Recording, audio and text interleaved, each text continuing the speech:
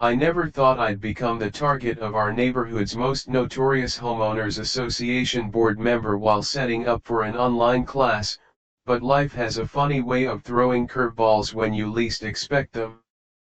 My name is Chris, and I've been teaching remotely at Northwood Elementary for the past 2 years.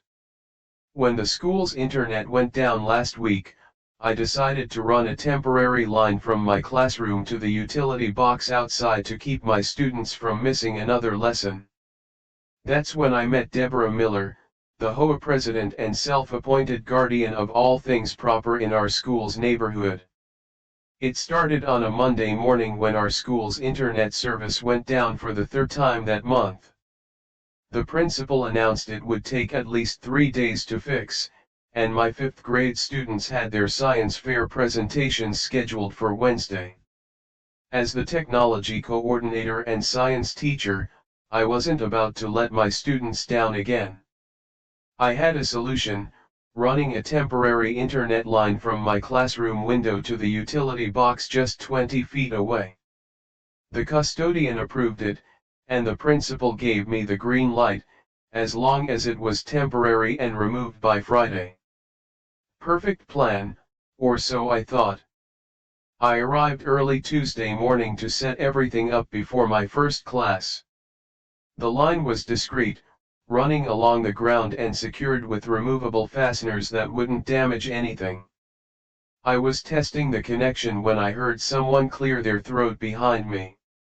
"Excuse me, what exactly do you think you're doing?" The voice was sharp enough to cut glass. I turned around to find a woman in her late 40s with the most perfect blonde bob I'd ever seen, arms crossed tightly across her chest. "I don't recall the HOA approving any external modifications to school property," she continued without waiting for my response. "Good morning," I replied, trying to keep things friendly. "I'm just setting up a temporary internet connection for my classroom. The school system is down, and my students have important presentations this week." I explained that both the custodian and principal had approved the temporary setup.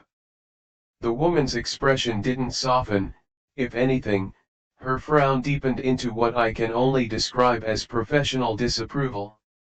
"I am Deborah Miller, president of the Northwood Community HOA," she announced as if introducing royalty, "and this school falls within our jurisdiction.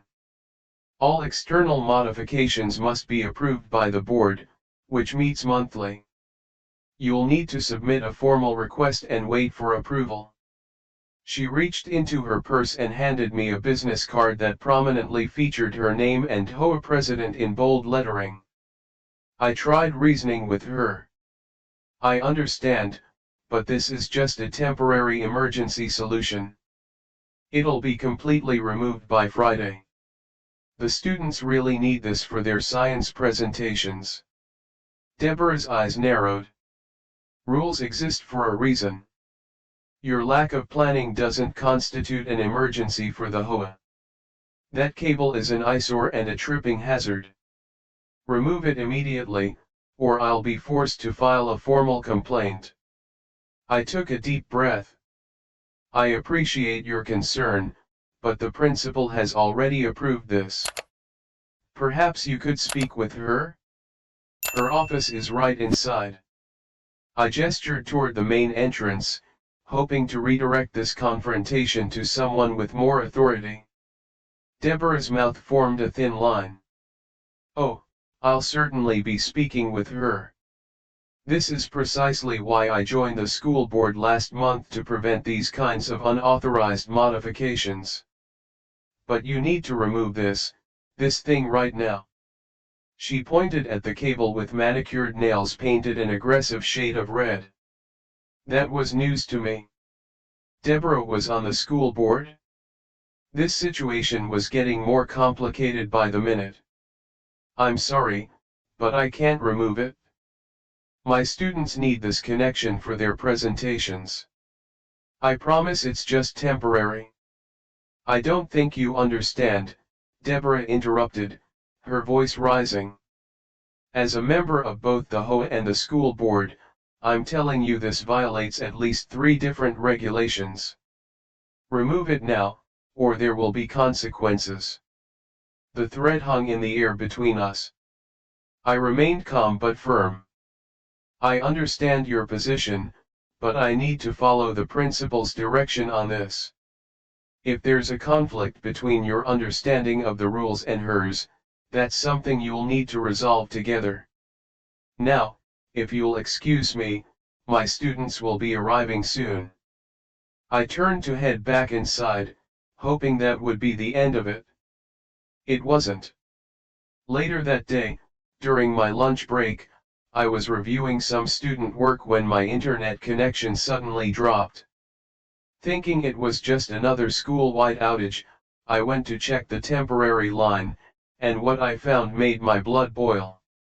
The cable had been deliberately cut, the clean slice obvious to anyone looking at it. A few feet away lay wire cutters, seemingly dropped in haste. And there was something else, a small security camera I had installed the previous evening after my conversation. Deborah Miller, a precaution that now seemed incredibly prescient. I immediately checked the footage on my phone, and there she was, Deborah Miller, HOA president and school board member, boldly walking up with wire cutters and snipping my internet line without a moment's hesitation.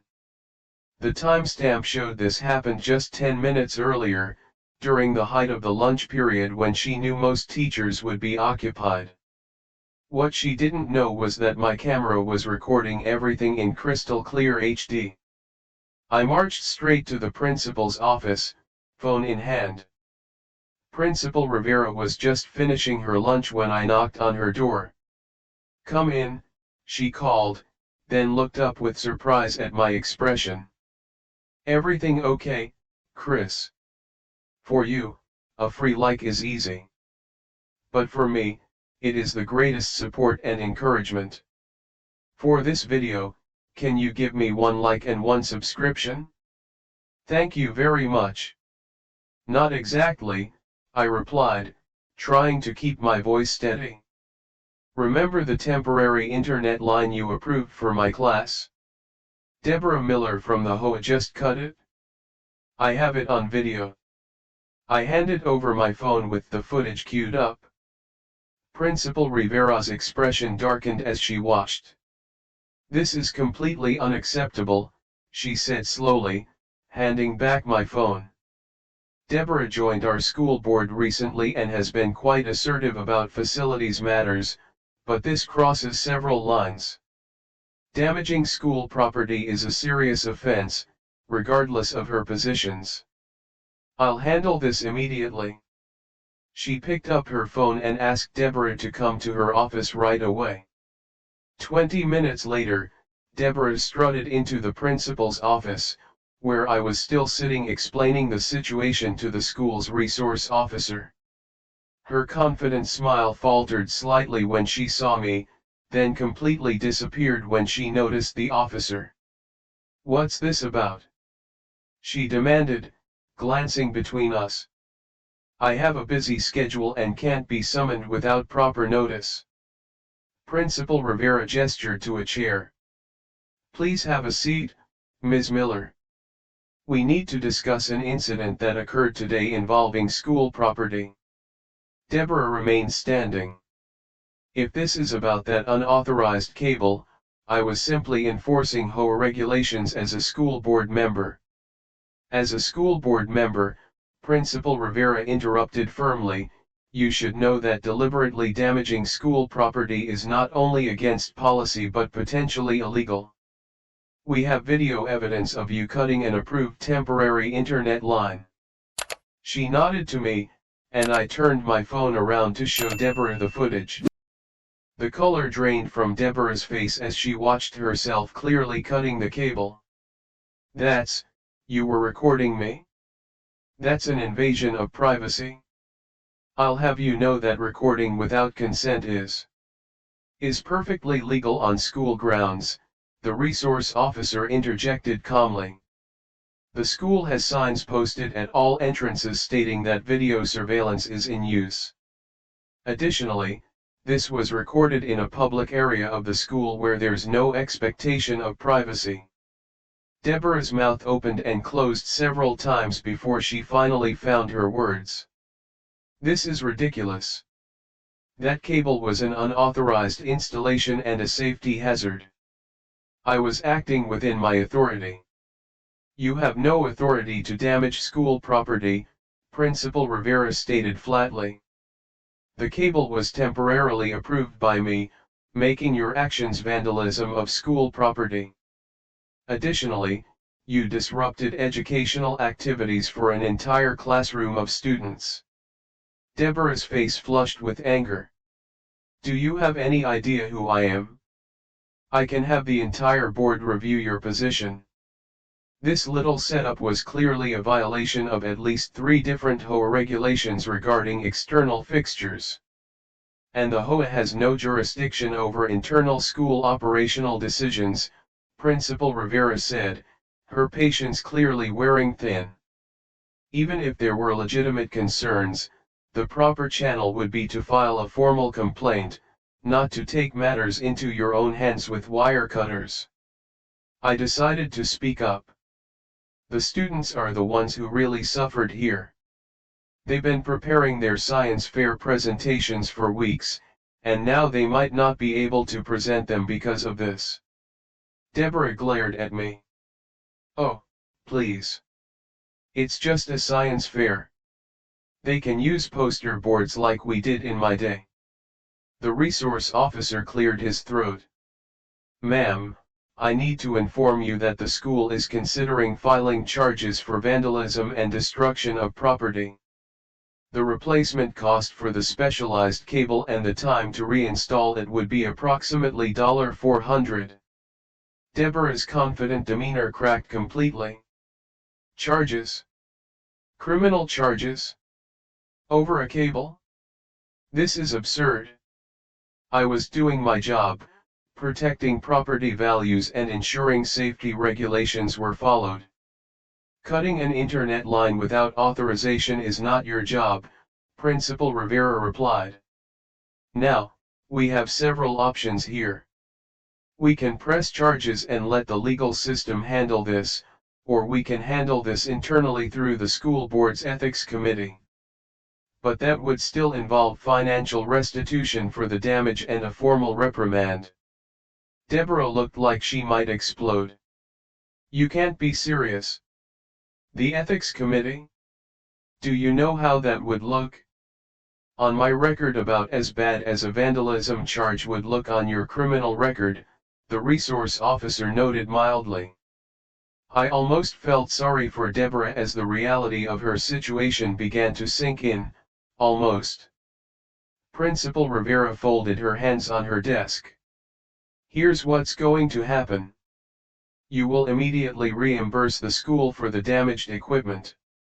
You will recuse yourself from any HOA matters involving the school for the remainder of your term, and you will issue a formal apology to Mr. Parker's class for disrupting their education. Deborah's face contorted with indignation. Apologize to a classroom of children? That's completely non-negotiable. Non-negotiable, Principal Rivera finished for her. The alternative is that we press charges and bring this matter before the full school board and the superintendent. Your choice, Ms. Miller. The silence that followed was deafening. Deborah's eyes darted around the room as if looking for an escape route. Finding none, her shoulders finally slumped in defeat. Fine, she said through gritted teeth. I'll pay for the stupid cable, but this is extortion, and I'll be consulting my attorney. That's your right, the resource officer said. Would you like me to explain the legal definition of extortion versus the legal definition of consequences for vandalism? I'd be happy to clarify the difference. Deborah ignored him and turned to me with eyes that could freeze fire. I hope you're satisfied. This little stunt with your hidden camera was clearly a setup from the beginning. I shook my head. The camera was installed as a security measure for expensive equipment, not as a setup. All I wanted was to help my students present their science projects. The next morning, news traveled fast around our small school. Deborah Miller, the newest and most vocal member of our school board, had been required to attend an emergency ethics committee meeting. By lunchtime, the verdict was in. Deborah had been removed from the school board, effective immediately, cited for conduct unbecoming a board member and actions directly harmful to student education. Additionally, she was required to pay $575 in damages and service fees, plus write a formal letter of apology to be read to my students. When Deborah arrived to deliver her apology letter, her face was pale, and her hands trembled slightly. The perfect blonde bob was slightly less perfect today. She handed the sealed envelope to Principal Rivera without making eye contact with anyone and turned to leave. Just before reaching the door, she stopped and whirled around to face me. "I hope you know this isn't over," she hissed under her breath. "Nobody humiliates me like this and gets away with it." I smiled pleasantly. "That sounds an awful lot like a threat, Ms. Miller. Would you like me to turn on my recording device, or would you prefer to rephrase that as you exit the building?" Her face contorted with fury, but she said nothing more as she stormed out. Principal Rivera handed me the envelope with a slight smile. "I've already reviewed it. It's surprisingly sincere, though I suspect her attorney helped with the wording." Later that afternoon, I read Deborah's apology letter to my excited fifth graders, who were thrilled by both the drama and the return of their internet connection. As I finished reading, one of my students raised her hand. "Mr. Parker, is it true that Mrs. Miller got kicked off the school board because she cut our internet?" I carefully folded the letter and placed it back in its envelope. What's important is that actions have consequences, and sometimes those consequences can be quite significant. Mrs. Miller made a choice that affected our classroom, and the school had to respond accordingly. Another student piped up, "My mom says she also got fined $2,000." I suppressed a smile at how quickly the story had grown in the retelling. The exact details aren't important. What matters is that our science fair is back on schedule. Now, who's ready to present their projects tomorrow? As my students cheered, I glanced out the window to see Deborah Miller sitting in her car in the school parking lot, phone pressed to her ear, gesturing animatedly. Through the school grapevine, I later learned she was on the phone with her attorney, who was explaining that she had no grounds to sue either me or the school, and that pursuing the matter would only result in more legal fees and public embarrassment. Her expression as she received this news, a mixture of disbelief, rage, and dawning realization that her actions had real consequences, was priceless. And yes, I may have snapped a quick photo with my phone to remember the moment when Deborah finally understood that even Hoa presidents aren't above the law.